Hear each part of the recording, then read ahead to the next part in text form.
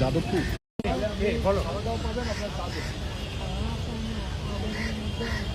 ও আচ্ছা না, ও আসল কথা একসঙ্গে ছটা নিয়ে যাবে তো ওই জন্য যাচ্ছে ঠিক আছে, যাচ্ছে এক্ষুনি।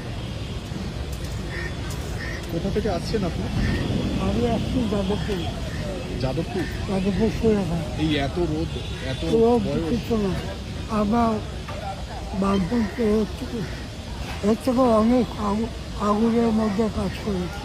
মমতা বন্দ্যোপাধ্যায়কে ভালোবাসেন?